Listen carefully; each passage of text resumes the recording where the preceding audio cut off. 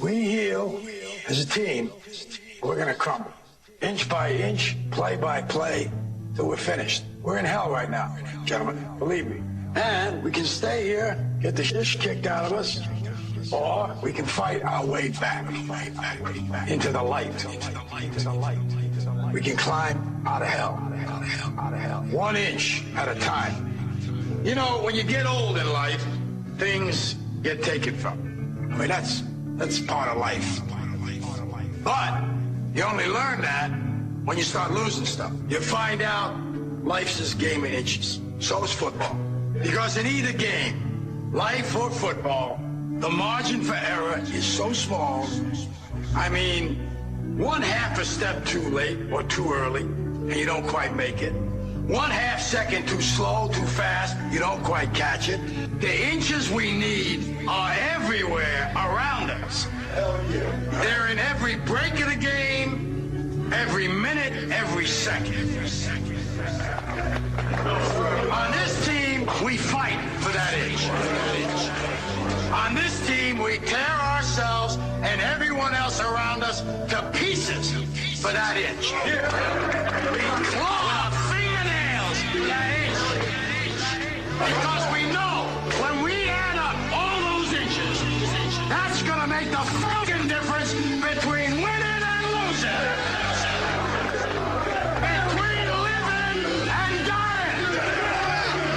I'll tell you this, in any fight, it's the guy who's willing to die who's going to win that inch. And I know if I'm going to have any life anymore, it's because I'm still willing to fight and die for that inch. Because that's what living is. There's 6 inches in front of your face. Now, I can't make you do it. You got to look at the guy next to you. Look into his eyes. Now, I think you're going to see a guy who will go that inch with you.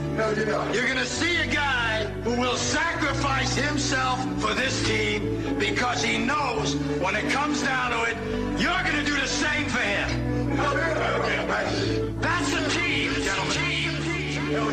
And either we heal now as a team, or we will die as individuals.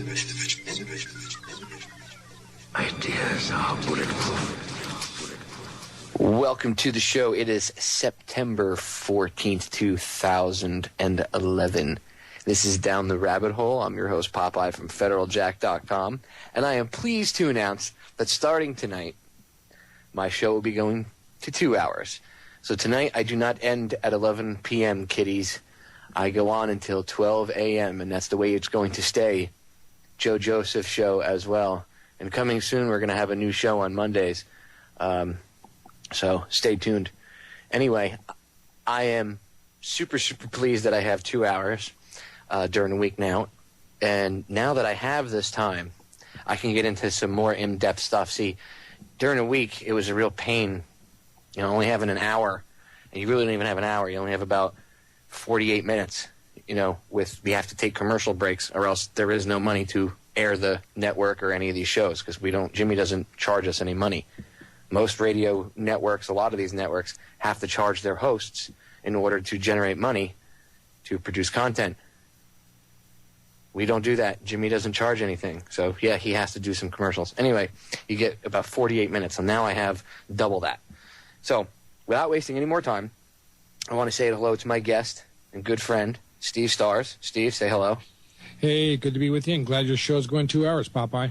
Yeah, I needed it. There's, when I have people like you on, Mark Passio, Bob Tuscan will come on and hang out, Chris Gio and Cherie will come on, anybody. It's hard to get all the information, about even one topic in an hour. So it's awesome that I've now got 2 hours. Big thanks to Jimmy X. Thanks, buddy. Thanks for giving me the extra hour. Thanks for having the, I guess, what do you call it? He believes in us. He believes in me and Joe Joseph enough that he gave us, not only did he give us the hour on Wednesdays and for me on Wednesday and Friday and Joe on Tuesday and Thursday during the week, but he gave us 2 hours. So I really appreciate him believing in us and, putting that much faith in us. I guess that was the word I was looking for, faith. Anyway, Steve, tonight we're talking about a very little-known, discussed topic. Some people have heard about it, but not many people really know the details of it, and that's why I wanted to discuss it today. That would be the death of John F. Kennedy Jr. Right. Now, I call it the assassination of John F. Kennedy Jr., and I say that only after doing the research of it and not just watching the movie, you know, which, in case people don't know, there's actually a documentary. There's only one that I know of, and it's called The Assassination of John F. Kennedy Jr. Great film. The guy who made it, he kind of has a little bit of a Democrat, liberalish, you know, he still plays the left-right paradigm, but he does know that 9/11 was an inside job. He did a pretty good movie about the JFK assassination, and I think the better of the two was the one on John Jr. And there's just so much information and stuff in there. I mean, he does piece everything together. There's a little bit, you know, there's a few things I disagree with, only because it's the things that he allows his personal slant to get involved, you know what I mean? But when it comes to the evidence that he brings forward, Steve, it's just phenomenal. Then when you go research it, you know, and you see the stuff that he brings forward, and you're like, let me see if this guy's crazy. So you take notes and you go research it, and you're like, oh, my God. Right. And, you know, I've seen those pieces that he's done, and they are quite good. But the fact is, there are a lot of sources on this. It's surprising how many people have taken notice of what happened here, and that there are several avenues, or down the rabbit holes, as we call them, that various people have followed on this thing. Of course, there's the obvious problems and contradictions with this whole story, beginning with the NTSB and the last call that John F. Kennedy Jr. made at 9:39 on July 16th, 1999, being only about 10 minutes from landing, as he was requesting permission on final approach. And then all of a sudden something went wrong, very wrong. I mean, and there was nothing extraordinarily odd about the way this flight was progressing. There was no Mayday call. There was nobody screaming and crying in the cockpit. There was no spiraling plane that was that took it dropped 2,000 feet in less than 12 seconds, something like that. And I mean, the story does not add up. And yet the whole mass media has, again, ignored another situation, this time the third Kennedy death. Now, sorry if I got a little emphatic on that, but, you know, that's my 2 cents. Well, no, I mean, how can you not get emphatic when there's 3 dead Kennedys, and you're not supposed to believe that any of it is connected to anything? And you know, just because 2 of the same people that were involved in John's assassination, meaning Daddy Kennedy, JFK, not John Jr., but JFK, happen to be involved in RFK's murder, John's brother, Bobby. Right. And that would be Frank Morales and Frank Sturgis and David Morales. Right. And if you research, now, Steve, you and I have had plenty of conversations off air about this. We both have hours and hours, you know, probably hundreds of hours at a minimum of researching both of those assassinations. And don't you just find it, I don't find it coincidental. I find it, you know, positive proof, you know, that there you go. Both of them are connected. But people would find that, oh, it's just coincidental that 2 of the same people happen to pop up involved in the assassination. I don't find that coincidental, especially since Morales was like one of the highest ranking CIA guys at the time. You know, he only answered to the head of the CIA and the president. Yes. When Bobby was killed. There's actually one person that's coincidentally involved with all 3, and you know who that is, of course. Yeah, can you say scary? Scary. George H. Walker Bush. I was going to say, 41. Let the cat out of the bag, Steve. Tell him. Yes, and that was very well covered by the films that you've talked about, and so many other sources as well. And we're going to talk a little bit tonight about George W. Bush and his father being seen at the airport where John Kennedy's plane was parked and getting ready to fly just 2 days prior. You know, most people don't realize it, but George W. Bush was in the middle of a very heavy campaign at that time for president, and he disappeared the weekend that John F. Kennedy Jr.'s plane went out of the sky.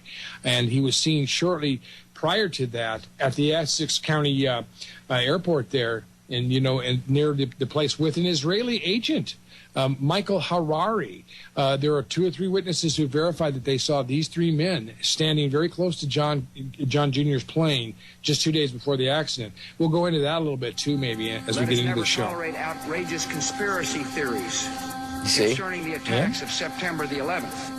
He's telling us something. That attempt to shift the blame away from the He's telling us not to believe the government's official conspiracy theory because it's outrageous, and outlandish that 19 guys with box cutters and a laptop from a cave in Afghanistan could outwit NORAD, could outwit the government on multiple occasions, visa process and everything else.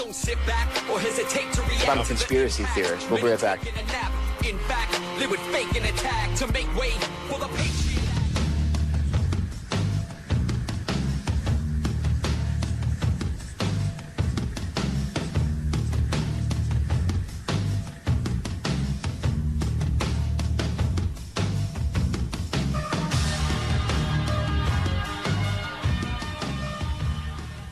We are back. We are live with my buddy Steve Stars.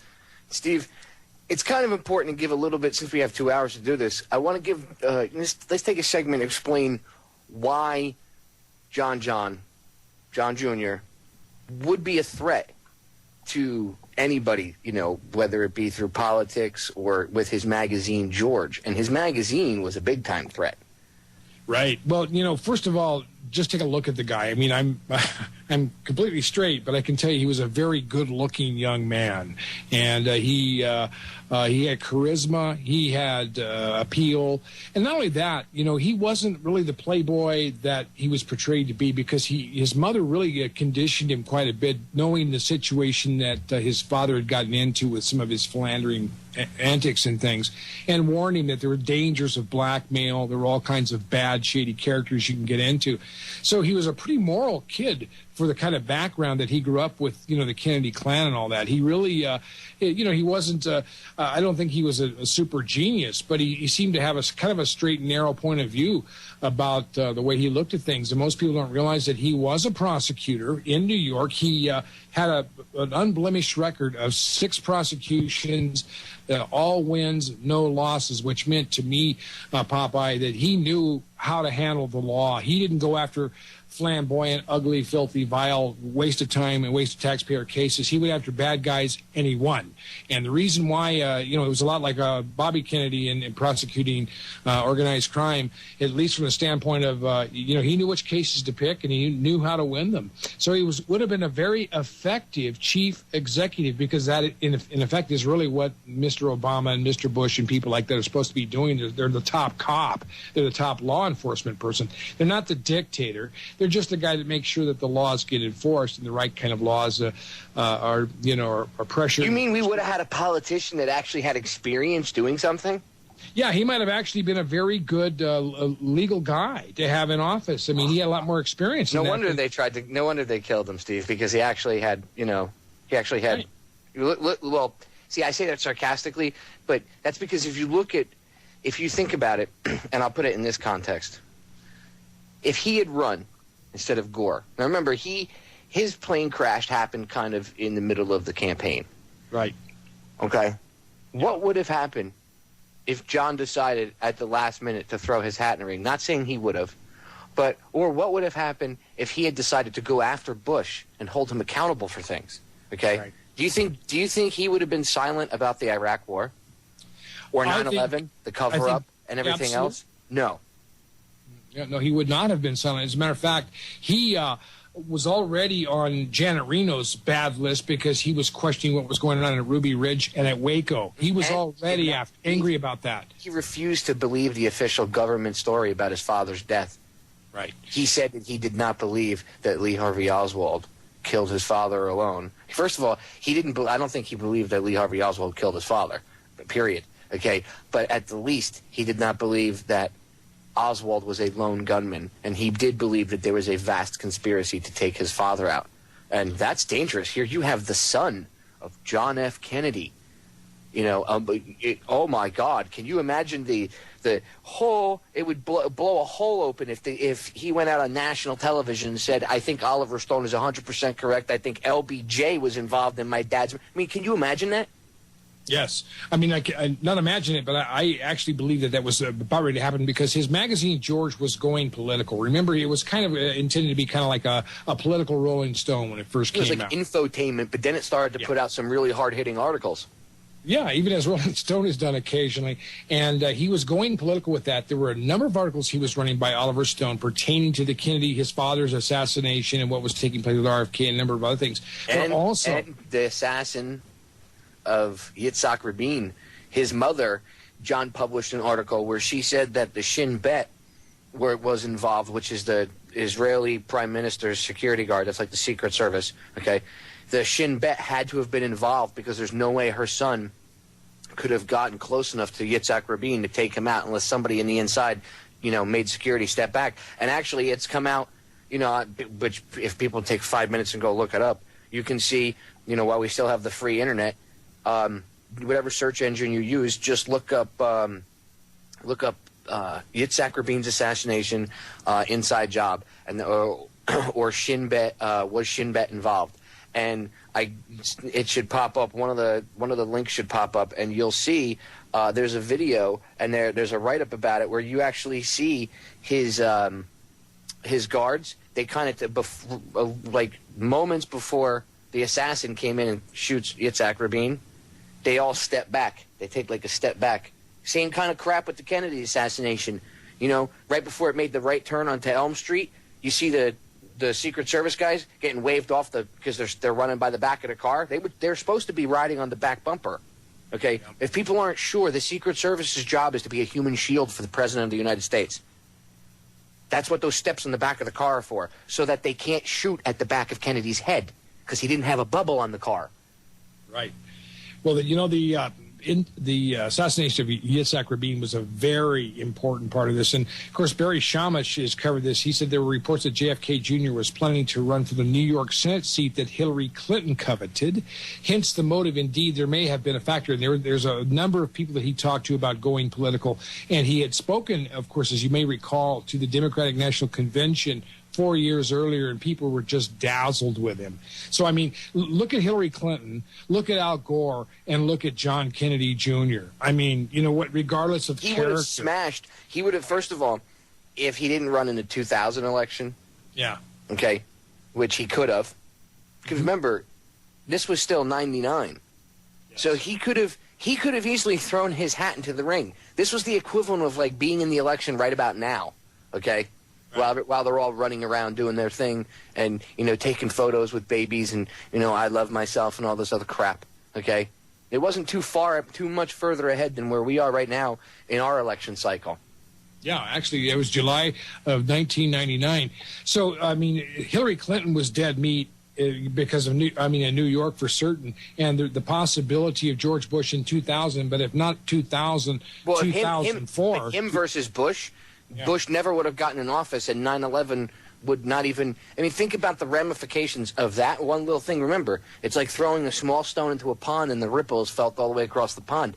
If John had thrown his hat into the ring for president, he most assuredly would have won.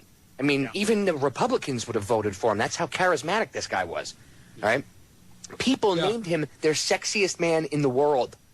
Do you really think people would have been voting for, moron? No. They would have voted. It would have been such a slam dunk election. Bush wouldn't have been able to steal it. Remember, the guy that wrote the code for the voting machines for Diebold, he testified to Congress before he died in a plane crash that the only way you'd be able to see this code that would switch the votes was if they could get access to the source code, and Diebold won't let them get access to the source code. Now that little program in there, he said that if it's within a couple of votes, it can switch it. It can't do it if it's a landslide, but it can do it if it's a couple of votes. Well, with Gore, he's got the personality of a dartboard. So, yeah, it's not hard for Bush to go against him. Or even, no-life John Kerry. He's another one, no friggin' personality. But if John Jr. decided to throw his hat in the ring, even the Democrats didn't back him, which they probably would, but even if they didn't, he could run independent. He would steal Democrat votes. He would steal Republican votes. And 9/11 wouldn't have been able to happen. The world would be a very different place. So one can understand, looking at it from that viewpoint, why they would have to kill him. This is big. This is big. It's huge. It's very big, and that's why it needs to be talked about, Steve. It really does. We're going to break. Stay tuned, guys. We'll be right back. You got another hour and a half of me and Stu Stars. Love me a little AC/DC. Welcome back, guys. Before we were interrupted by the break, Steve and I were, quickly just covering why John Jr. would be a danger. And you could, I don't want you to take just my word for it or his word for it. Look it up. Before the end of the show, I'll give out a couple websites, and you can check it out. I'll throw some links into the chat room for the chatters. If you guys go to 911research.wtc7.net, and then just look up the assassination of JFK Jr., and you'll see it's a review by a guy named Michael Green from 2006, and it's a review of the documentary, The Assassination of JFK Jr. You can just look it up on YouTube. I uploaded it this morning, so that when I did the show tonight, I could tell you guys where you can go watch it so you can see it for yourselves. If you get a chance, I suggest you go to John's website, the guy that made it. It's called thedarklegacy.com. All one word, thedarklegacy.com. And John Hankey has he's got a couple movies up there. He's got a new one. He's kind of I haven't talked to him personally. Steve, I would say your view on the guy, would it be the same as mine, that he's kind of a little bit liberal? Yeah, he's pretty liberal, but I think he's been pretty accurate with his facts, and I consider myself a conservative, and I agree with him 100%. Well, I'm just saying, on his assessment of the Bush family, left-right paradigm type thing a little bit. So you have to kind of, because I've gotten criticism where people are like, oh, the guy. He's a complete Democrat lover and everything. Look, you know what? Yes, a little bit does he let his liberal bias come out, but a little bit. It really does, but it doesn't taint the evidence whatsoever or the quality of the movie. But I have to warn people, because I'm tired of getting emails about it and getting complaints about it, saying, oh, Popeye, I thought you weren't liberal. I'm not anything. You know what I am? I'm me. I'm infinite consciousness, okay? And I have freedom. That's what I am. I don't subscribe to one party or anything. That's all bullcrap. Yeah. It's all BS. Like right. Ike says, I am infinite consciousness. That's all I am, okay? I'm having an experience, and I am aware of it, and I understand what's going on. So, no, I'm not left, right, or anything. I am me.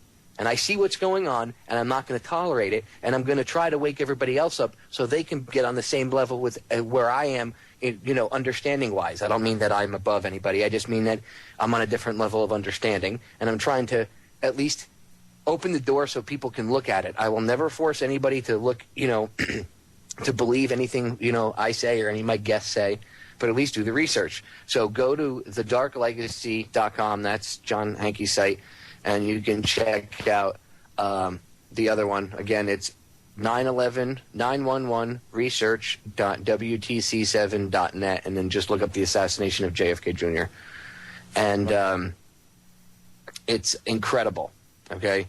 And just take some time and do the research. And then the footnotes. Take the time to do the research off the footnotes, and then research from, wherever that leads you from there, and then on and on and on. Don't just take one thing for it. Keep doing the research. Although Hankey did do a good job of putting together the whole thing. So, I mean, I would, as like an addendum to this radio show today, I would at least go watch the video, and I'll throw it in the chat room for everybody.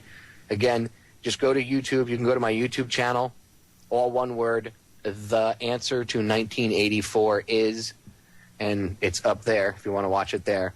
And it's a good addendum to the show, if not anything else, but it will give you a ton of information. And then from there, if I were you, this is what I did. I would take notes. And then from there, I would investigate it. And you'll see, that's how I do my research. That's just one way. And, I mean, there's no harm in taking notes. And, I mean, if he's a liar, you'll prove him wrong when you do your research, right?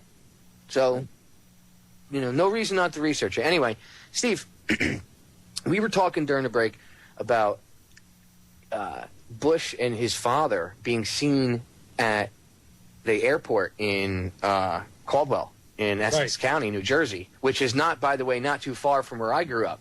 So when his plane crashed, it kind of hit close to home for us because my mother at the time worked at Caldwell Airport. She just worked for a different aviation company. Yeah. So it was a little freaky. But go on, tell the listeners what you were telling me about Bush and Daddy and Junior hanging out at the airport. Well, you know, there was a story that was running actually at that time because George W. was very involved in this early primary, these appearances and things like that, and he was losing.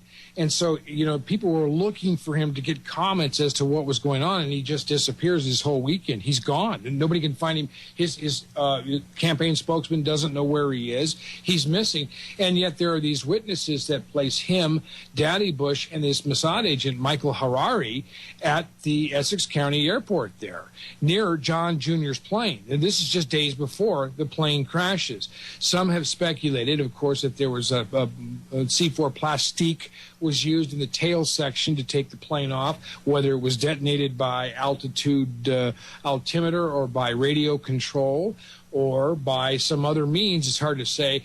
But, there are a lot of pictures of the wreckage, and the ones that I have seen show the tail section missing or broken apart. There are also witnesses that were on the beach. One of them at that time had said that, I guess it was a person who was a reporter who was working in that area at the Philbin Beach area, had seen some explosion or flash just about the time that the plane plunged into the ocean. So we can talk about the logistics of all this. But, I think it was important what you said about Hankey's stuff of these films is that the guy may be a little bit liberal, and I consider myself somewhat of a conservative, Popeye, but the reality is that he's right about the Bush crime family. And this is what people need to see. The Bush crime family is an extensive Godfather and this kind isn't of operation. Don't forget, this isn't just HW either. It doesn't end with him. His father, Prescott, was an equally large scumbag of epic proportions. Okay? His father was nailed with the Trading with the Enemy Act, okay, during World War II. And you know what his response was to cover his butt so he wouldn't get dragged into some, public courtroom and everything and be in the newspapers at the time? He created the USO. So who's gonna in the middle of a time of war, who's gonna prosecute publicly? I mean, you could do it, but you would lose the court of public opinion, and that's just as important when you're a public official, like like the head prosecutor in a city. What do they call it? What do they call the lead prosecutor in the city? The city attorney, I guess. Yeah, that's the city attorney. Well, now the city attorney is usually the one that covers the city's rear end if they get sued. I guess they call him the prosecutor. Some cities have a fancy different name for it. Anyway, well, John was a prosecutor, was he not? That's right. In New York City, he graduated from the University, New York University Law School in 1989, and he did get his bar recognition. It took him a little while. He made some jokes about that, but he started George in 1995. He was kind of a screw-off, too. Well, he was a little bit. He was a spoiled rich kid when he was younger. But see, as he got older, his mother, what do you call it? She kind of smacked him around a little bit and said, "You need to get serious," and and then out came George Magazine because he wanted to be an actor for a while too. Right, yeah, he actually did some soap opera roles and a few things, and he showed up here and there, and he was good in a way. I mean, he could have made it as an actor, but he began to. One of the comments that I heard him talking about Popeye today, as I was listening to some of his interviews, were he was saying that if you're thinking about going into politics, it's a lifelong commitment from that point on. I mean, you have no other choices once you. Well, I guess maybe I have a difference of opinion in that, and that's because these people all want to be paid politicians for the rest of their life. And I have a real problem with that because our founding fathers weren't like that. When George Washington, general, first president, actually he wasn't really the first president. He was the first official president of the United States of America, but if you actually, during the war, we actually had presidents. but yes, he's like, I guess you could say he's the first official president. And he left. He went and invented stuff. He hung out, in his little, I guess you could say, laboratory or workshop, whatever. And he built stuff. He was a normal guy. These people, they leave office now, and it's like they go on a PR tour. Within 6 months, they have a book. They're running around selling their crap. Look at Dick Cheney selling his book, talking about how his little heart pump works. Please, somebody push that dickhead next to a microwave oven and turn it on high and hold him there for 5 minutes. We're going to break. We'll be right back. Dick Cheney really is Darth Vader. What you did that day, kill your own citizens to advance your ways. All my real patriots stand up and say 9/11 was an inside job. They lie, they scam, they cheat, and steal. They plot, they fund, they act, it's real. They watch, they hunt.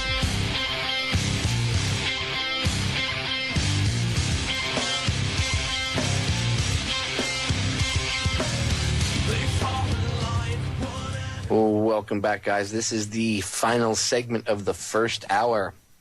I know most of you are probably used to me saying this is the final segment of the show. Blah, blah, blah, blah, blah, blah, blah, blah. Well, not anymore. We got another hour. So stay tuned. Sit down. Crack your beer. Light up your cigarette. Get out your pad. Get out your pencil, pen, or as Bob Tuskin says, get out your crayons. And start taking notes, because this stuff's important. Right on. We've done a lot of good shows, and we did one on the Lincoln assassination together. Just go to federaljack.com, Lincoln assassination, and you'll hear what we did to explore what really happened then. We did another great show on the Titanic, Popeye, and all of these fit together. I mean, this is all, if you were to follow this, you would get a red line thread just weaving through the entire thing, connecting all the dots, Popeye, because what we're talking about is something that's been going on for years and years and years. And they eat their own. And if you get in their way, they just get rid of you. There is no, for people to say, Steve, I run all the time into people that say, well, I wouldn't do this. Well, you're not them. Don't, project yourself onto these losers. Okay? Because you're not like them at all. At all. Hopefully. None of us are like them. Well, yeah, hopefully you're not like that. If you are like them, then you need to go, take care of yourself, like jump out in front of a truck or go feed yourself to some sharks or something, because you're not any use to humanity. And when I say that, I mean if you're out, raping little kids and you're about bombing countries and killing people for no apparent reason and stuff, then yeah, you're really of no use to anybody. Yeah, I agree. We before the break, we were talking a little bit about some of the things of John F. Kennedy Jr.'s political aspirations, and here's a footnote. The July 26th, 1999 issue of Newsweek disappeared, from the shelves. A whole issue disappeared. Now, this was right after JFK Jr. was killed in a plane crash. Mike Rivero did an article on this, right, on what really happened? Yeah, it's on what really happened. It says, I'll read it real quickly. Just days prior to his death, NBC Dateline hinted that JFK Jr. was considering an entry into politics and mentioned that a story to that effect was to be published in the July 26th, 1999 issue of Newsweek. Newsweek recalled that issue from the distributors and then had them destroyed. CNN ran a story claiming that Newsweek planned to change covers and redistribute it, but that never happened. The Newsweek issue dealing with the JFK Jr. is dated August 2nd, July 26th. 1999 issue of Newsweek simply vanished. So John F. Kennedy Jr. had already publicly stated a desire to return and run for Pat Monahan's seat. Should he retire, had Kennedy done so, he would have probably won, and Hillary Clinton's grab of the New York Senate seat as a stepping stone in her thankfully failed run for the White House would have failed as well. So, both Bush and Hillary, and we're going to talk a little bit about Operation Watchtower, what was going on in Mena, Arkansas, all the time Daddy Bush was president and Bill was governor, I think, in Arkansas, and what was going on with all the drug running happening there during that time. So the Bushes and the Clintons are in bed together and have been for years, friends, and they've been in the drug business together. Yeah, so it's no surprise that they would, they might team up or work somehow behind the scenes to, one side kill him, make sure that he gets off, and the other side cover it up. I mean, it's not like they don't do that stuff. Just look up Bill Clinton in Mena, Arkansas. Right. Exactly, Operation Watchtower. And this is, so we're pointing out here that JFK Jr. was a threat to both George W. and Hillary. And not he was necessarily in that order. A threat to the establishment, that has run this country, or at least, I don't want to say run it, but maybe been in the driver's seat for the past 20 years. Because when Reagan was the president, he wasn't the president. George Bush was the president. Yeah, and it's evident that Bill Clinton definitely did everything he could to avoid the discovery of the plane and the wreckage for virtually over 48 hours. 15 and a half hours before they even started a search. Yeah, and in the right location. They were 200 miles off. We can talk a little bit about that, and we'll talk about the logistics. We'll talk about the plane fuel shuttle device and what I want to do is I actually, when we come back in the second hour, I do have a couple minutes of clips that I ripped from the movie itself. But if there's one specific thing that's super important, and that I want to show people so they know it's not just us talking about it. The Pentagon took over the search and rescue from the Coast Guard. Now, I can tell you from personal experience that is not how it goes. No. At all. The Coast Guard is trained to do this. That's what we train to do. Not only do we train for war, because the Coast Guard fights in every war. We train with the Marines. I myself and guys that I know, and not every coastie, it's just, sees any combat, just like not everybody in the Navy or Air Force or anything. But they train for that, but they also train specifically to save lives. That's like 95% of the training, okay? Swimming, diving, flying airplanes, boats, ships, pulling people out of the water. When everybody else is running from a hurricane and there's a ship stuck in a hurricane, you know who goes into the hurricane to go get that ship? The Coast Guard. So why the hell would the Pentagon take over? They don't. This way, now, if it was war, that would be different. Then we fall under the Department of Defense, and then they could tell. I say they like I'm still in. The Guard would fall underneath the Department of Defense and be told what to do by them under a time of war. This is not a time of war. This was a peacetime search mission for a downed plane in our own coastal waters. Why the hell would the Pentagon have the need to take over? Unless they wanted to control the media, which they did. That's what I'm going to show when we come in the next hour. There's a clip. I forget her name. It said in the clip, she's from, I believe it was People magazine. It was either People or Time. And she was trying to ask this Pentagon official now, this Air Force colonel that had been put in charge of the question, and she got about halfway through the question, and I guess the question wasn't what they wanted to be aired on TV, and they cut the signal live. It's incredible what's happened here. WCVB TV in Boston is an ABC affiliate. They were reporting exactly where JFK's plane had gone down, coming reports from actually the Coast Guard themselves and the FAA. All of this stuff was subterfuged after the whole scam and the cover-up started, friends. And we've got those clips. Popeye is going to play those. Pay attention, get notes. This is a very important part of American history. As you said before, this thing is very big. It doesn't seem like it in retrospect, because most people like to think of John F. Kennedy Jr. as kind of a He would have been involved in politics by now. He would have been winning politics. He would have been in by now, and he would have been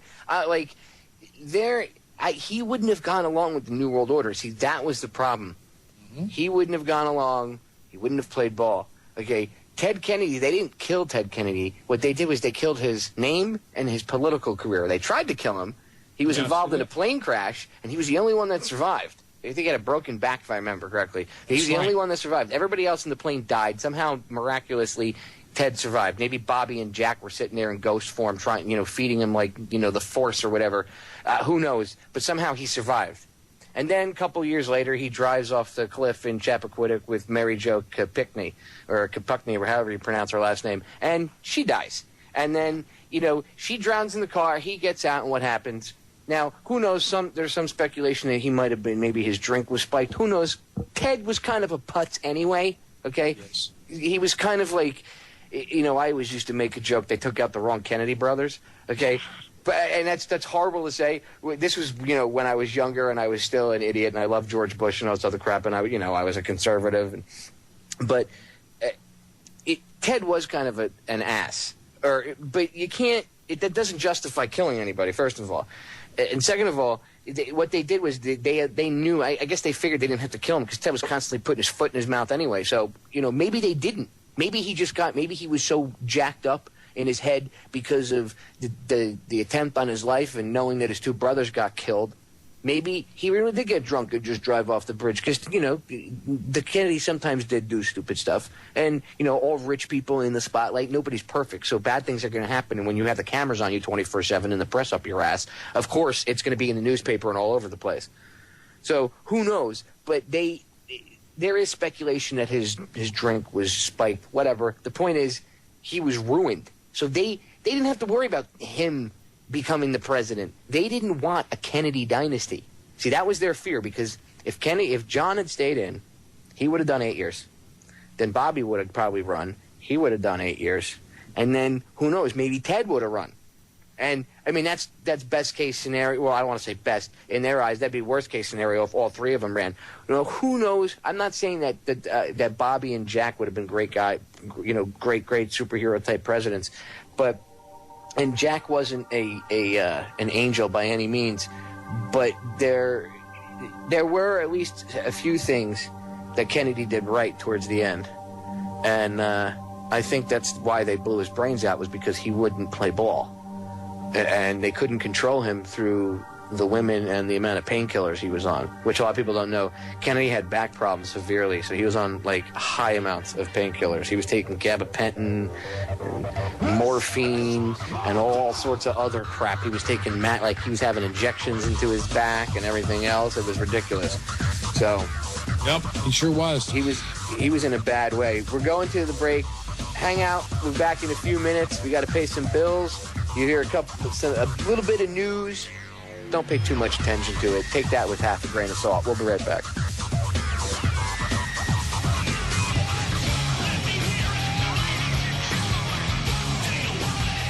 Welcome back, guys. This is the second hour of Down the Rabbit Hole. It is September 14th, 2011, and I'm your host, Popeye, from FederalJack.com. I'm joined today by my buddy Steve Stars. Steve, before we go on, give out your website where they can go check out your movie and all your other info. Hey, yeah, I really appreciate it. They can visit AIDSfraudvideo.com. AIDS Fraud Video. We have a film out called HIV equals AIDS, Fact or Fraud. It's reached millions of viewers by now. It's kind of funny, Popeye, when Google first started putting up, videos and stuff like that. I went to the top 10 documentaries, and there was Loose Change, Freedom to Fascism, and ours. And I was going, my gosh, we've got 500,000 hits already. So we got a lot of hits right off the bat. A lot of people watch it. You can see it for free. You can see the film for free. If you want a copy of the DVD, and you can make copies of this to give out. And I also send some things along, other videos. I'm sending out 9/11 Mysteries, a great film about 9/11, and some other things, courtesy of Popeye. As a matter of fact, a few things that I got from him that I was able to run off. So I try to get as much information as I can out there. If you want to help us out, order a video. I think I just sent one out today to Australia someplace. You know what I mean? So they're going out all over the world, and we've saved lives. So that's AIDS Fraud Video, AIDSfraudvideo.com. And we ought to mention also, you've done a great job with getting those hard drives and that information out and everything that you've been doing. I just sent out another one today, actually. Excellent. Yep. I mean, we got to do what we can, friends, because we are up against an enormous amount of just very organized evil. This is white-collar crime beyond anything we've ever seen. You know what else I do, Steve, to get the message out? Whenever anybody donates anything to Federal Jack, and I don't advertise, I say on the front, I think it says, I put it up years ago, I think it says, if you donate over $25, I'll give you 3 free movies. Well, I always have more than 3 different movies laying around in copied form. So what I do is, even if somebody donates $5 or $10, I'll take that $10 donation and I'll use it to mail them. If I have 15 movies, I'll throw them in a bubble envelope, and usually if it goes through PayPal, there's an address.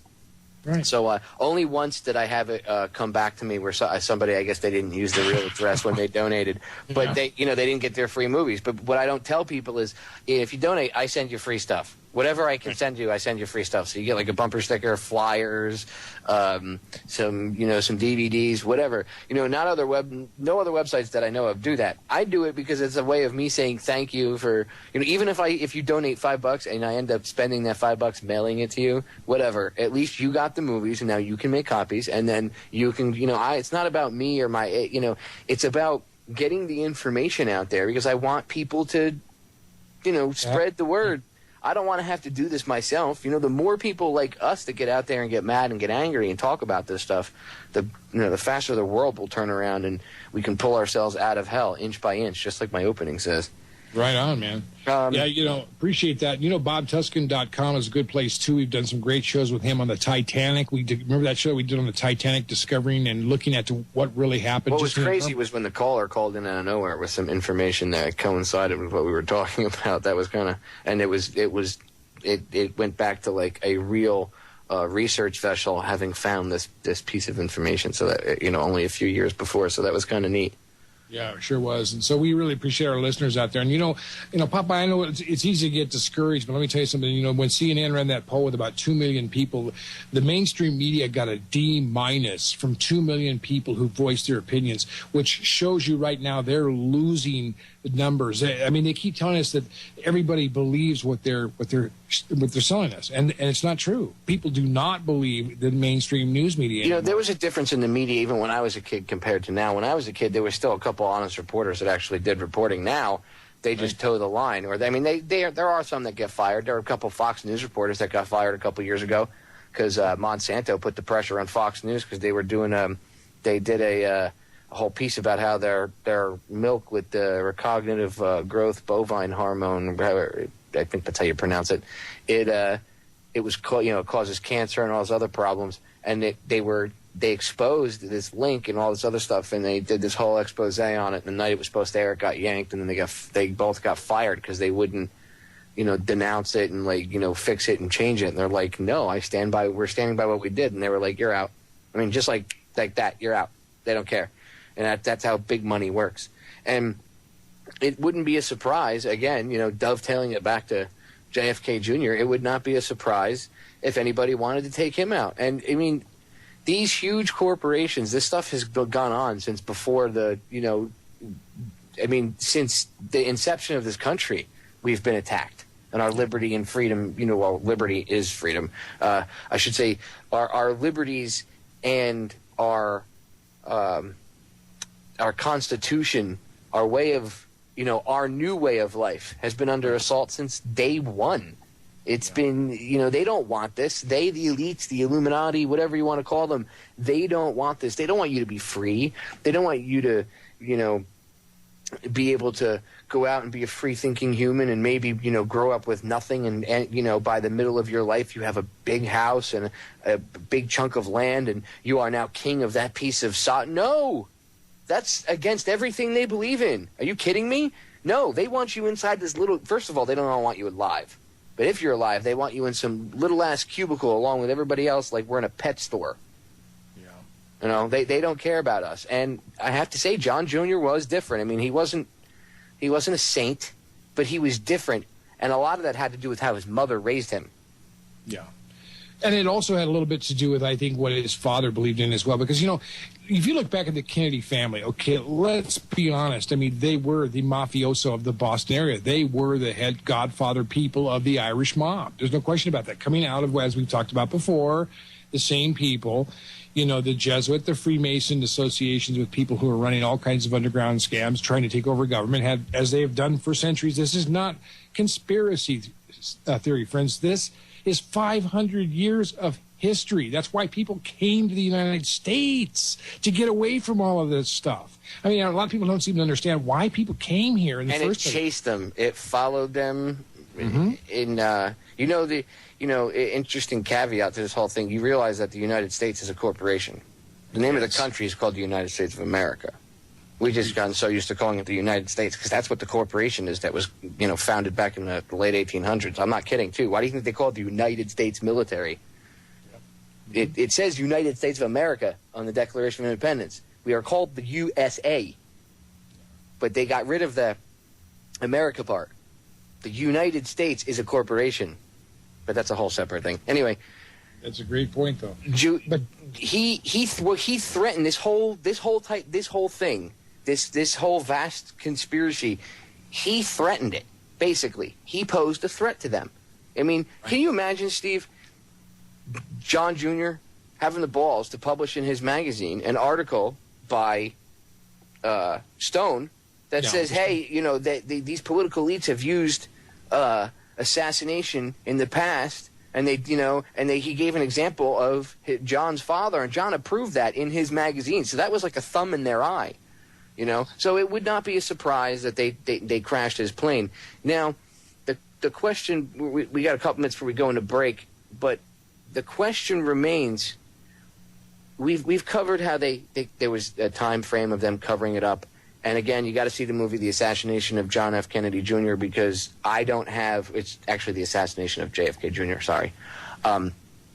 I don't have I would need – I mean, literally, I would need to give you a visual in order to condense it into 2 hours. Otherwise, I would need like 4.5 hours to be able to explain what you can't see on screen because the guy actually, he really did a good job putting everything together. You can see that he posed a threat and all this. Now the question we have to figure out, or at least explain to them, the listeners, would be, how did they take his plane out and make it look like a plane crash? Because they could have blown it out of the sky. Who knows? When I wouldn't believe anything the NTSB says, especially if you go check out Paul Wellstone's plane crash. Okay, yeah. They lied their asses off with that, and others too. But if you see how his plane went down, you got to see it in the movie to be able to see the radar. They can make like a little 3D map, like graph of the radar report, and it shows that he was flying along and then just nosedived. How does that happen? We're going to cover that when we come back. Think about that for a second. How does a little plane that can, if the engines died out, it could float and hover? How does it just go nose down? Nobody tries to stop it. Think about that. We'll be right back. Over the Rocky Mountain shining, or touch the sands of a southern Florida beach. Have you seen a grown man cry, or a child that's slowly dying? Have you looked inside to see all that you can see? We are back. Steve, before we were interrupted by the break, we were discussing the crash and exactly the craziness of it because the plane just dropped. Yeah. And there's no indication that it was hit with a missile or anything, but I mean, who knows? Knowing what they did, knowing what the evidence points to in Paul Wellstone's crash, and knowing that there was only a few years in between those two plane crashes, it is possible that they could have used some sort of EMP weapon, which people, if you don't think it exists, it does. And EMP stands for electromagnetic pulse. Okay, if one goes off, meaning an electromagnetic pulse, if it's generated, usually large explosions will generate them. Solar flares generate them. They're working on weapons that specifically just generate them by themselves, and they have them.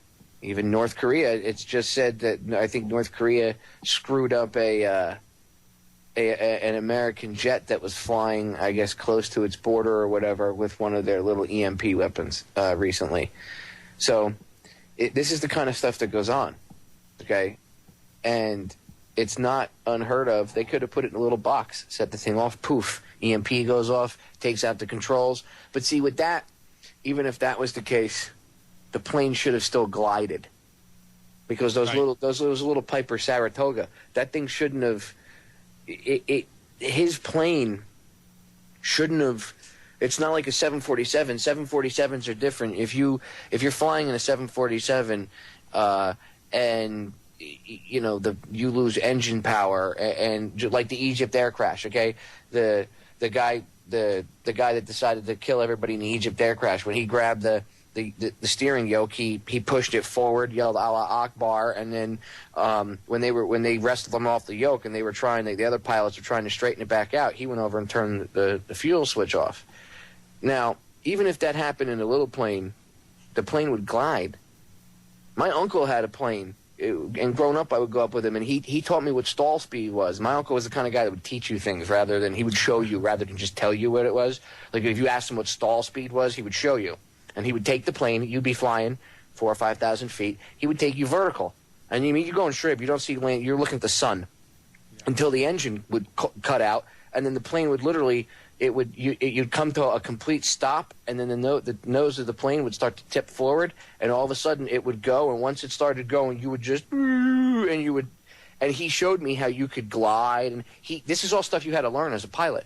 So when I was a kid growing up, this is the kind of stuff he showed us. He showed us stuff. He was cool like that. I mean, he was a cool uncle. He would at least teach you stuff, and you learned a lot of stuff from him. So, and this is one thing I learned: you could glide. Now I forget the exact amount of mileage, but it's something. It's a certain amount of distance depending on the height that you're at, and I forget what it is, but it's a couple miles per mile up that you can glide. So, if he was, even if it died out. He was like 10 miles from the coast. He could have done a water landing maybe 2 miles from the coastline. And those planes float. He would have been able, you know what I mean? So to have the plane do a nosedive like that, Steve, what do you think? I mean, I didn't see, I haven't seen from my research any evidence of an explosion. And I know in the movie he was talking about how maybe he postulated that maybe it was a Manchurian candidate, maybe the flight instructor that was with John, because that's another thing. There's a missing seat from the plane, and John always flew with a flight instructor. Before I jump ahead, let me get something clear. Kennedy Jr., John Jr., okay, flew for 17 years. He was not some jerk-off, wannabe rich kid that didn't know how to fly. He was a pilot for 17 years. He knew what he was doing. He had 9 different instructors, okay, that flew with him. After he crashed, they all testified that he was an exceptional pilot. Yeah. So, and he said he had lunch with the owner, whatever you want to call it, of George Magazine that day, that Friday, and because he had broken his ankle flying his little mini plane a couple weeks before. And he had just gotten the cast off. He was still on crutches, and the guy had mentioned to him, this is all in reports, and this is in the movie, the assassination of JFK Jr. He said, he told and I forget the guy's name, but it's in there. He told him, don't worry, I'm flying with a flight instructor. And then it crashes, and it takes them 5 days to find the bodies. 5 days, Steve, before they found the wreckage and the bodies. Yeah, it's absolutely astounding how this wild goose chase was orchestrated to send the Coast Guard, the Air Force, the Pentagon involvement, even the CIA. Yeah, the Coast Guard was sent like 100 miles away from where the crash zone was. Yeah, a long ways away. And they denied. The Pentagon said that the last known radar beacon, like the last time it showed up on radar, that would be the first place you'd start searching. Now, I'm going to tell you what, as a coastie, yes, that's what you do. You go out there, and that's the first place we would start. We would go out there, and we would form a grid pattern, starting from the center where the last known radar location was. And this guy had the balls to go on TV and say that doesn't really mean that that's where he could be. That's just kind of a guesstimate. Yeah. It's interesting because this the fellow who was put in charge of this thing, Rear Admiral Larrabee, said that they had 100% coverage in the areas we feel confident about. That means where they were sent to go look where the plane wasn't. In other words, they had done pretty much 100% grid search in the area almost 200 miles from where the plane was last seen on radar, reported even by WCVB-TV in Boston. Which is completely not the way standard operating procedure is supposed to go.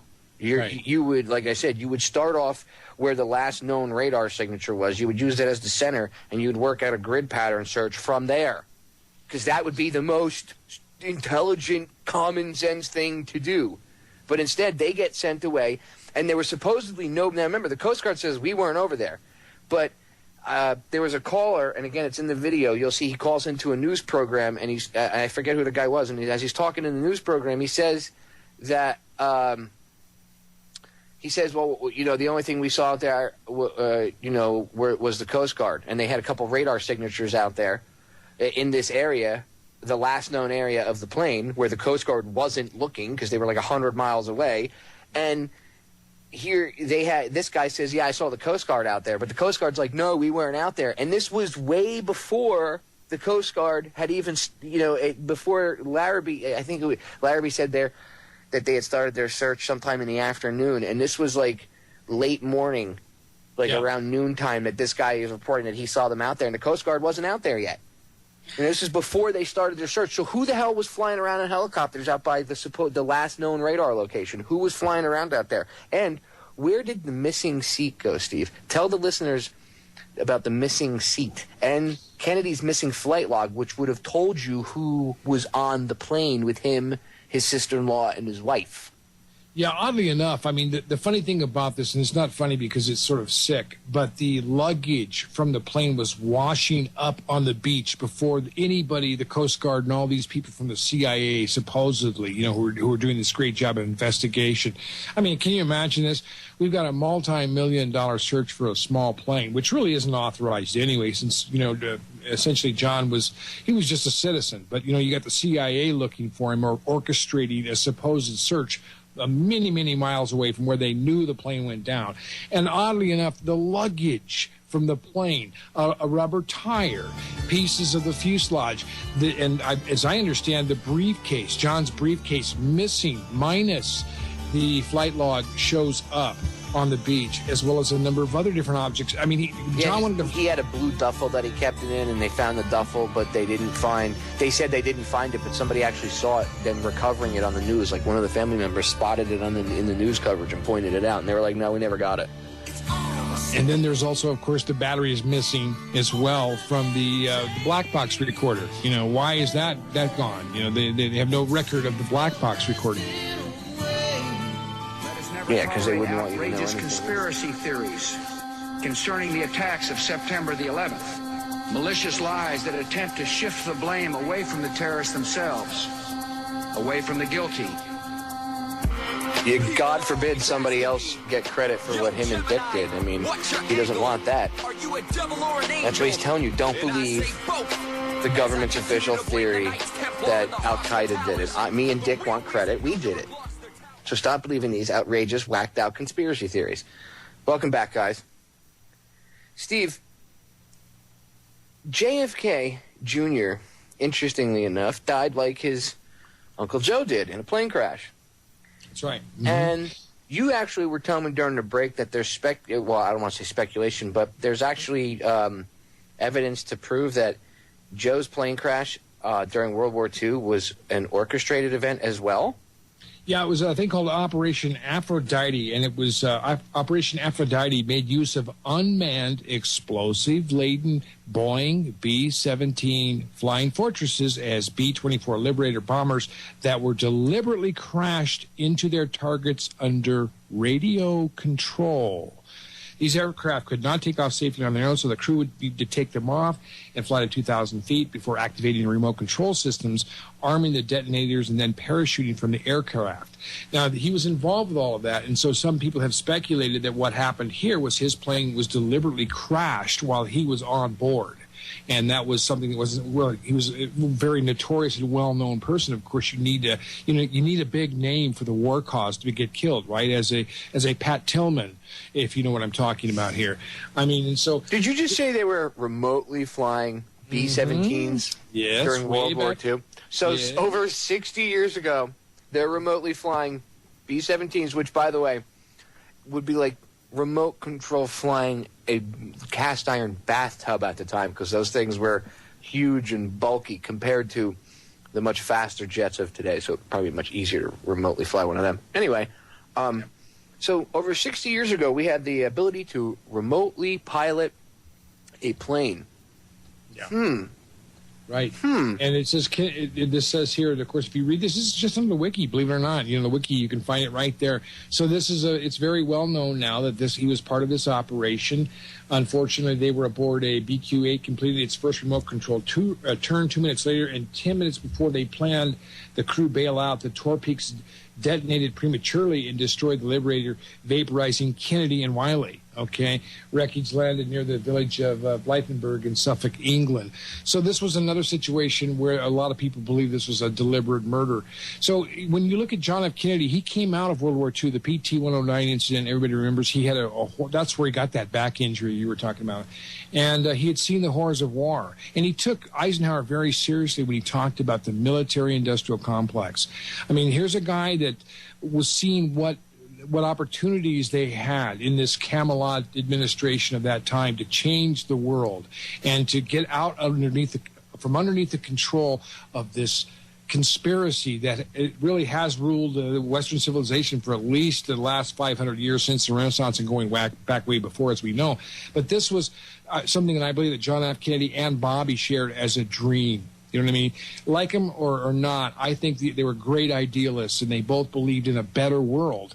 And this is, the reasons why I think they took them out, because they were no longer working within the system. They were prosecuting organized crime. They were holding J. Edgar Hoover accountable. They didn't want to invade Vietnam, both of them, and they were both killed. And then here comes John Jr., as we were talking about tonight, another plane crash, and it's a very suspicious one. Why is it that all these Kennedys are dead? There were at least 5 incidents now: Ted, Bobby, Joe, John F. Kennedy, and John F. Kennedy Jr. This is not coincidence, friends. This is something that's very real. I'm not a Democrat Kennedy supporter kind of a guy. I'm just a regular American, have a tendency to lean a little conservative. But I think Kennedys were some of the best people ideologically we've ever had in our country. And, it's a sad thing, isn't it, Popeye? Well, see, these guys stood up to the status quo at the time. Yeah. And they paid for it. Bobby probably more than Jack. And I say that because he witnessed so much more than Jack, because obviously Jack had his head blown off in Dallas. Yeah. Right. But, he was fundamentally changed as a person, too. You could see it from before when his brother was alive, to afterwards. He completely fundamentally changed. And he was going to end the war in Vietnam. He was going to reopen the investigation into his brother's murder, and they couldn't have that, so they killed him. And then along comes John's son. Same thing, same possibility. They can't even allow him to get involved in politics, because then his death, if he got involved in politics, would look really suspicious. So they had to kill him before he ever got involved. Think about it. Sit down and think about it for a second. They would have had to have killed him before he had gotten involved, because if he had gotten involved in politics and he dies in some mysterious, an assassin shoots him, people are going to be like, okay, we don't believe it. Right. And so they had to paint him up almost immediately. It was just a little bit like what we saw on 9/11, where they were already giving us the story. They were telling us about the haze, and they were showing pictures of it. You could actually look at the photographs from the news crews and their B-rolls, if you like. And you can see there isn't any haze out there that's worth mentioning. And the weather conditions were very clear. John Kennedy had made this trip several times, even under bad weather. He had called into the airport. He was on final approach. He was within 12 miles, probably within about 7 to 8 minutes of landing. Yeah, coming in at that speed. If they don't land within 5 minutes of calling in that last approach, which, by the way, you'll see, Todd Burgun, Coast Guard Petty Officer Todd Burgun, went on the news and said that Kennedy, I think it was 9:39, he called in to Martha's Vineyard. Right. He's 12 miles out. So, 10, 12 miles out. He's calling in Martha's Vineyard, letting them know where he's at. Okay? He has to do that. They say, yes, proceed, you can land. Okay, cool. He comes in to land. That's final approach. 5 minutes.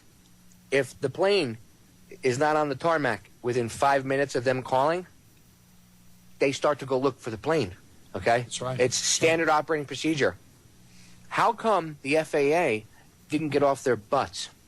How come Senator Ted Kennedy had to call then John Podesta who was then, or I should say, John. He called John Podesta, who was at the time Clinton's chief of staff. Okay, now the story is that Clinton, woke up and told the Air Force, if you don't get a plane out there, blah, right. I don't really believe that. Okay, because that would mean that Clinton was an angel, and I know better than that. So I've seen the evidence. So it was probably more of Clinton got the phone call and was like, yeah, I'll see what I can do, and then kept, finally, made them do something because now he got the call to himself. Now people knew that he had gotten this phone call from Ted Kennedy, so he had to do something. But by then it was like 15 hours had passed between the time the plane disappeared and when they actually started to go out and look for the plane. So they have 15 and a half hours to go out and dick around and do whatever they want. They knew where the plane was. And like you were saying going into the break before, Steve, the black box on the plane, which would, again, tell you everything that happened in those final minutes, okay, all that information is gone. And why? Because the little battery that's inside the black box that keeps it powered up to save all that information for when they find it. Remember, black boxes are built to withstand, they found the black boxes at the World Trade Center site. They found a black box that, supposedly where Flight 93 crashed. I say it's where the wreckage fell out of the sky. But they found those black boxes. They say they didn't, but there are people to prove that they did find them. Okay? And I remember people talking, when I was up there and it happened, I remember talk amongst firefighters and stuff that I knew and people I knew, a couple iron workers that I knew, that they did find the black boxes. So, and it goes to it, that just backs everything else up. So anyway, the black box, the battery's missing. So they find the black box, but oops, hey, the battery popped out in the crash, Steve. I mean, it happens. That kind of crap rarely happens, but hey, it's only John F. Kennedy Jr. I shouldn't think it's a little shady, right? I mean, there's nothing there, right? What we're supposed to believe is that John F. Kennedy Jr. was some sort of a derelict, and he wouldn't bother to put a battery in there. I mean, he was a fly-by-night, rich playboy kid. The way they've smeared this man's pilot error. Yeah, pilot error. Which is, by the way, that's the NTSB's favorite thing in the world. Yeah. Well, it's definitely, in this case, it doesn't make any sense because remember the conversation that you talked about, Popeye, where Todd Bergen told ABC News, and they even show on ABC News where the plane went down. I mean, they're telling you this at about 10:30 Eastern Time on the 16th. They know right where the plane went down. They're even telling you this. That conversation is now and then gone. Rourke comes on. He's the Air Force colonel. He comes on later after the Pentagon takes over and has the balls to say that, no, that's just like a roundabout maybe guesstimate of where it is. That doesn't really tell us where, So really the last radar position doesn't tell you where the plane last was? So why do we use radars then? Why do we even use radar? What's the point? Hang on, we're going to break. We'll be right back, guys. Stay tuned. And I am North and South Dakota, in New York City. I am everything.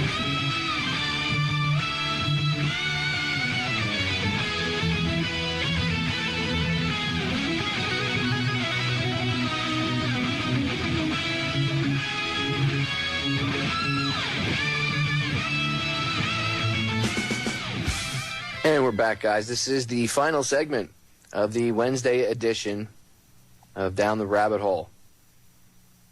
This was the first 2-hour edition during the week. I want to thank you guys for joining me and Steve. And, Steve, it's just amazing. I do want to get back in and cover a few more things before we run out of time here in the final segment. We couldn't do 2 hours isn't doing John any justice. You really need to go check out the movie and then research it further for yourself. But, take notes. Go back and you can listen to the archive of the show and everything, and I'll have it up on YouTube eventually. Check out what we said. Take notes. Go research it. Look this stuff up. John wasn't a bad pilot. 17 years flying experience. He had no reason to kill himself. Okay? His sister-in-law was on board. His wife was possibly pregnant because he had been talking about possibly having children. Like he had known she was pregnant, so who knows? Maybe she was pregnant. Okay? So there is a possibility there. He just wouldn't do that. And I'm not saying like I knew John personally, but if you go and you talk to everybody he knew, he wouldn't kill himself, and he wasn't like that. Of course, the news media smeared him. Right, Steve? I mean, they just came out like full force. Yeah, this has all the inklings of a COINTEL operation even before it happened. I mean, this is another one of those things that the story was already fabricated to some extent. I mean, and that's pretty obvious. And the logistics of what happened here, as in 9/11 and John F. Kennedy and so many other events, do not match the story. That's the problem.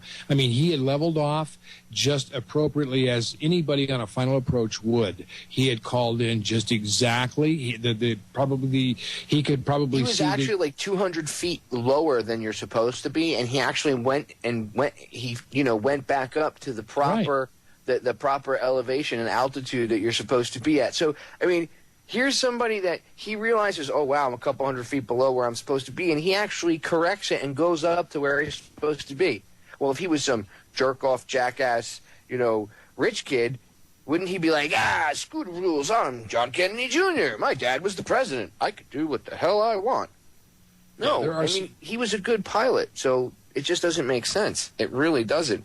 Now, we only got, obviously in the short time we have left, again, I want you to reiterate about Bush, because the Bush connection, everybody always says, oh, well, you can't pin Bush and everything. But it's interesting that Daddy comes up, okay, everywhere you look. He's got his hands in Bobby's death. He's got his hands in Jack's death. And then you get John Jr., and you're like, I don't know. I mean, Daddy could have set something up, but the question is, where was Junior? Why was he not around? And you covered this earlier, how you said that he wasn't around, Steve. I mean, nobody could find him for a few days. And then there's the fact that they saw him at the airport. So, I mean, in your opinion, and I consider I respect your opinion because, you're a seasoned researcher, and I know you're not just, seat of your pants type of guy. Do you think that Bush at all had anything to do with it, or do you think that's just kind of like red herring type crap? I think he did. And I think there is sort of a family tradition among the Bushes. Senior Bush killed John's father. You know what I mean? It's something that they had to continue. It's been the Kennedys against the Bushes and Clintons all these years in many ways. It's been the idealism of Bobby and John Jr. and John F. Kennedy against people like George W. Bush Sr., the Bill Clintons, the Clinton clan. And John Kennedy Jr. was clearly a threat to both George W. Bush and Hillary. And I think he probably would have taken Hillary's seat first and then come after George W. But he could have easily probably won the election, beating Al the Gore Boer out very easily for the nomination in 2000, and he would have won, as you pointed out. So this is very big. This was another major turn of events, Popeye. This was something that wasn't just a pilot error. This is something that's gone over the radar. People keep talking about the John F. Kennedy assassination, and I'm one of them. And the Bobby Kennedy assassination. We're both one of them, Popeye. We keep talking about this as well. But this just happened. You and I are going to be doing an RFK special coming up. To be announced. We have to, in order to do one of these, it takes time because you have to. Steve has to have some time. 2 hours to sit with me and everything. But go on, Steve. But I was just going to say, this is a more recent. This isn't 1968. This isn't 1963. This was 1999, July 16th. It's scarcely more than 12 years ago, really, 11 years or whatever. And, this affected us in our generation, and it's almost gone, if you pardon the pun, completely under the radar as far as how much of an effect this whole thing had. Well, like I said, imagine if he ran, he got in, he beat Bush, and he was the president. September 11th might not have happened. We might not be in Iraq. The New World Order might not. They would have had to assassinate him like his father in order to be able to pull off what they're doing. And somebody actually made a comment in the chat room about Bobby, which is accurate. It's come out that Bobby was when he was going to run, he was waiting to get the nomination. He was going to run with Martin Luther King Jr. That would have been amazing. Can you imagine if those two, they would have been unstoppable? Yeah. There's no way that election could have been rigged. They would have won. And they knew that back then, and they could not have that, and they killed both of them. And I've always said when they shot MLK in the mouth, that was not just a lucky shot, because a sniper can pick where he's going to park the bullet. And yeah, sometimes it might be off an inch or two, but I think they shot him in the mouth purposely as a way to say, as like a way of saying keep your mouth quiet to black people trying to stand up for civil rights, and then because they had just gotten their civil rights. And now he didn't stop. Now he was pushing for ending the Vietnam War, and they were like, whoa, civil rights for you people are one thing, but now you're pushing it, King. And I think that they shot him in the face in the mouth as a way of saying, don't shoot your mouth off, or we will, kind of. You know what I mean? Like, I think they did it as a way of a message, the proverbial message. And they kill. Look, how does anybody not look at the 60s and see that all those assassinations and murders were not lone nuts? I mean, King's, I could do a show on King by itself.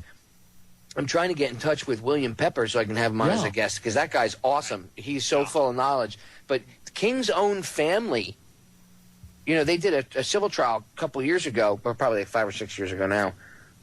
You can find it on the internet. His own family doesn't think that James Earl Ray killed him. They went to his funeral.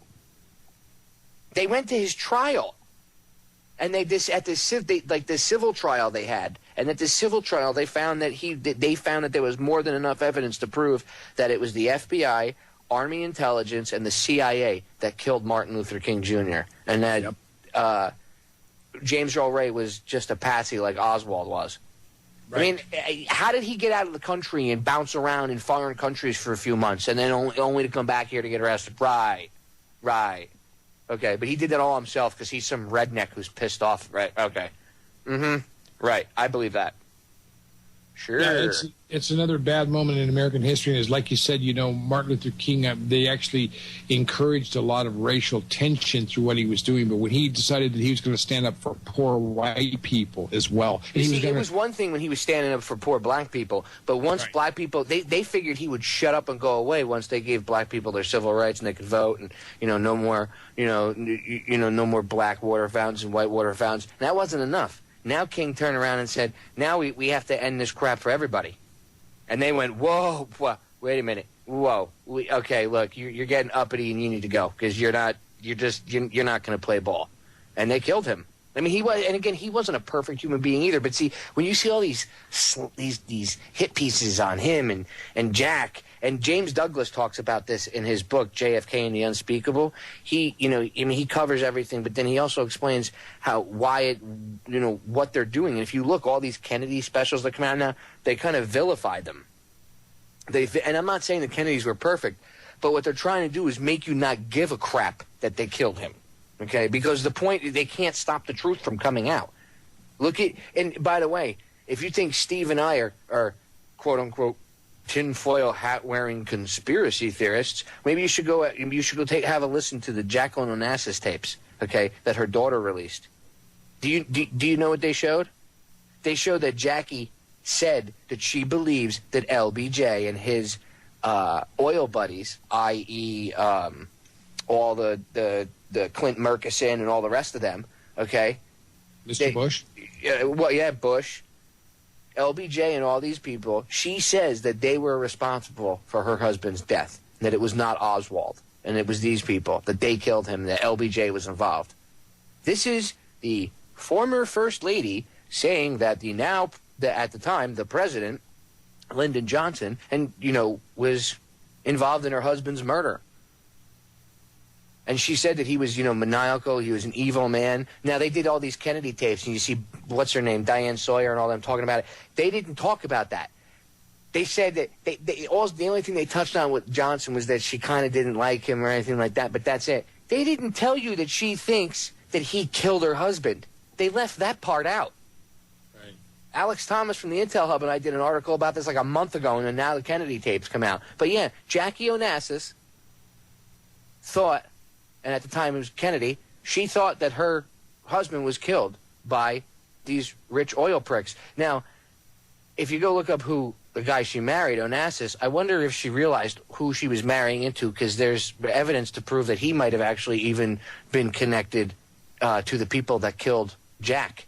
So I wonder if she realized that Onassis, might actually be connected to the very same people that killed her first husband. I mean, she might not have